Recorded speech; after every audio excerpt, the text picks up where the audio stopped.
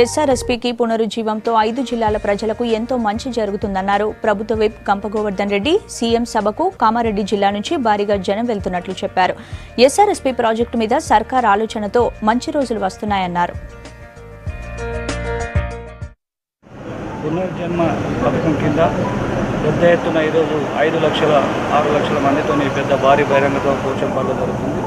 కామారెడ్డి నియోజకవర్గం నుంచి కూడా పెద్ద ఎత్తున బస్సులలో తరలివెళ్తూ ఉన్నాం.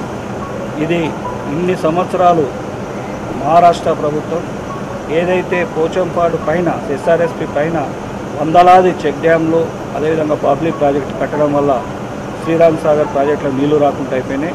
దాన్ని ఏదైతే కాళేశ్వరం ద్వారా వస్తున్నాయో కాళేశ్వరం ద్వారా దిగువ మధ్య మానేరు నుంచి నీళ్లు తీసుకొని రివర్స్ పంపింగ్ ద్వారా రోజుకు 1 టీఎంసీ చొప్పున ఎస్ఆర్ఎస్పీకి మళ్లించి 60 రోజుల్లో 60 టీఎంసీల నీళ్లను పోచంపాడుకు తరలించాలని ఈ 1000 కోట్లతో ఈ పథకం కేసీఆర్ గారు రచించడం జరిగింది.